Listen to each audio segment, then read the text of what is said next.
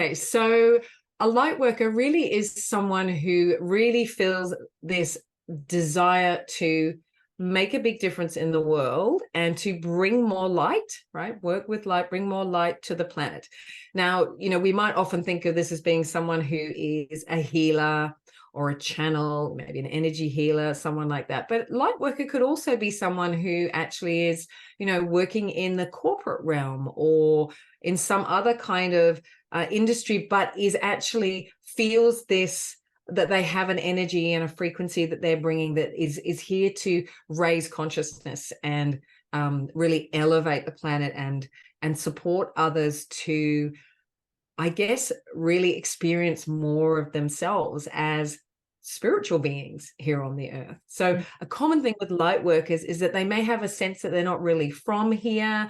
The world might seem a bit of a strange place. They're often very sensitive, very empathic, right? So and it may take them some time to find a channel through which they can really kind of express that light work. And as I said, it can show up in many ways. It could be working with animals. They could be doing some kind of healing modality. So many of them will generally be led to that, or they could be bringing through messages of, kind of which support the raising of consciousness, I guess, on the planet. So I don't know. Does that make sense to you? It does. And so kind of like my background is the yoga, the yoga side of things. What is your background, and what is it that you're like?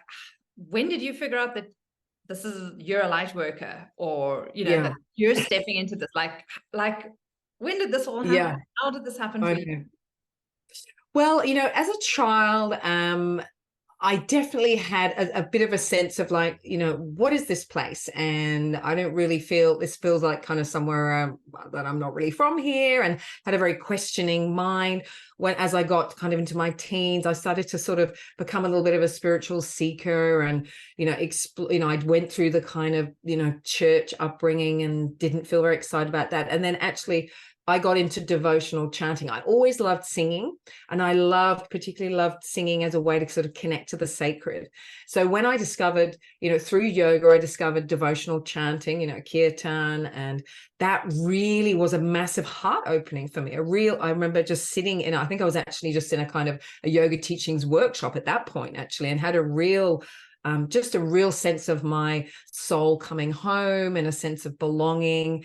And that would always happen to me when I chanted or was sitting, with the devotional chanting with the groups and things like that. So that, for me, that really then opened me up to that devotional path and exploring more about just this connection, this kind of heart and soul connection that I was finding through voice.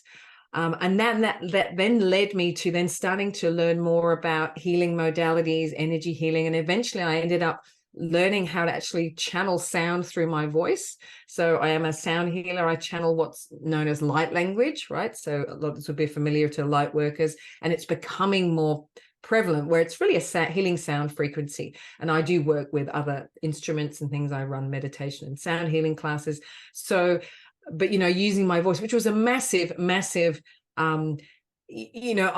thing to then be offering to the world, because I felt so weird, right? And of course a lot of light workers will feel they're the weird one. They might also in their family be like the black sheep, the weird one, the one that didn't fit in, the odd sensitive one at school, not quite feeling sort of fitting into the general world. And I guess now that we've all seen kind of Harry Potter, it's a bit like the kind of, you're a witch or a wizard, right? And everyone else is a muggle. And it's kind of like, it's good terminology, right? But and so a lot of, light workers, I then discovered through one of my teachers, a whole program that was really aimed at light workers and the kind of challenges and struggles that light workers have. One is that feeling of being a bit on the outside and not fitting in. Also being very sensitive and empathic, which, and this, a lot of people may be like this and not really realize it because they're kind of used to feeling all of these emotions and maybe not understanding that, actually, maybe these aren't all mine, right? Often light workers will be children who are kind of processing everything for everyone else.